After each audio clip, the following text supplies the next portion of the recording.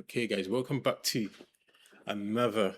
I don't know if I should say episode or session, but yeah, welcome back. I just this actually just a quick video based off the call that I had with some of the guys just yesterday, and I was telling them that I was looking to I was looking at EURUSD and USD SGD, and it played out. So I wanted to let you guys know how I took that trade, the reasoning behind it.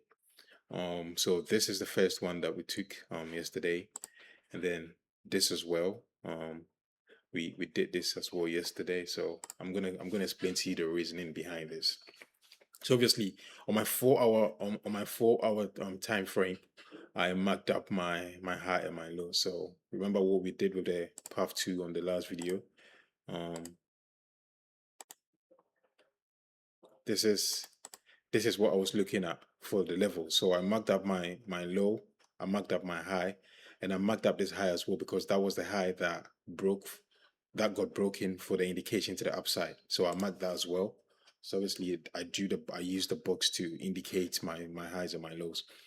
And I know that anything below this is a sell, and anything above that is going to be what is going to be a buy. But I also know that at this level there are certain reactions. How do I know that this level at the 4 hour break? How do I know that there are reaction? Because when it got to that level, what happened?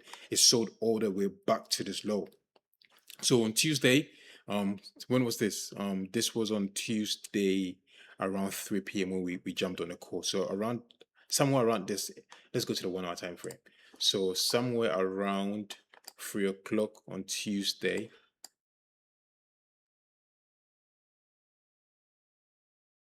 Around 3 o'clock, this is where we were when we jumped on the call. This is where we were, and then my explanation or my thinking was I've identified the highs and low on the 1 hour time frame. So my expectation is that the high, um, my expectation that the high will be broken on the 1 hour time frame, right?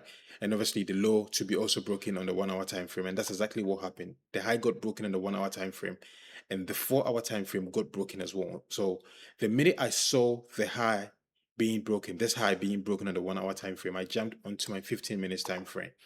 And when I jumped onto my 15 minutes time frame, I saw that indication to the upside, and that indication had already also gone above that 4 hour time frame. But I didn't really want to rush into taking the trade, so I took my time a little bit. And then what happened was that I got in late because I should have actually entered from this level. I should have actually entered from this level, but at the same time, I wasn't. I didn't take it at that level, so I waited a little bit because I think I was doing something, so I missed it. And then when I came back, I knew that okay, I missed that opportunity to enter the trade from this level because at this level, and I knew that anything above that 1 hour high was going to, go obviously to the 4 hour high, and then obviously if it breaks it like it did, then it continues all the way. So I missed that opportunity, but then I waited again because I knew that 4 hour high had been broken, right? So I knew that 4 hour high that I was looking for had been broken, giving us that new high at this point, right? So my bullish correction happened. And remember what I said to you, anytime you're in a bullish trend, the correction is a downside, right? It moves to the downside, which I put my red box around it. So I was just waiting for this low to stop, right? I didn't want anything to go below this low. And once I had my lower high, I entered the trade from this point. And obviously, the first target was to, get to this point, but I targeted the wick, and it played out. To be fair, it went all the way above it, meaning that if I stayed in a little bit more, I would have been able to, it would have been like a simple 1 to 2.7, but then it was 1 to 5.8. So that was this for the Euro USD, and then when it comes to the USD SGD as well, it was almost similar thinking as well. Because on the 4 hour time frame, I had seen this indication yesterday on the 4 hour time frame.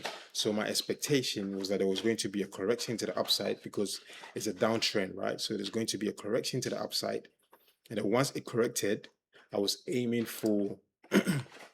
Sorry about that. I was aiming for this low to be broken. So yesterday the low tried to break, it didn't break, so I just left it. And then when I saw last night that it had obviously approached the same level. I just jumped into the trade because of the momentum that I saw in the volume that was coming into the market. I just entered at that level, and then it's still ongoing.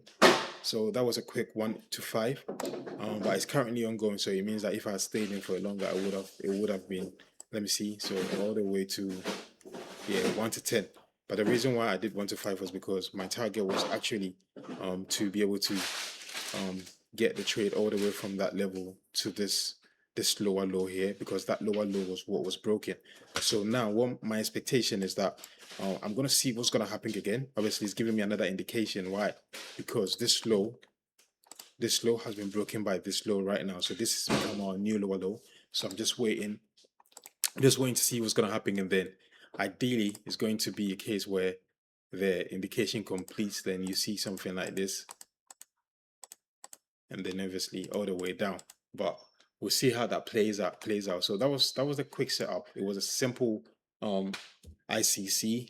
My indication, I had my indication at this level. I waited patiently. Patience is the name of the game. I keep saying it. I had my indication yesterday from here. I waited patiently. The correction continued, and I was expecting it to break at this level. I couldn't break it from yesterday.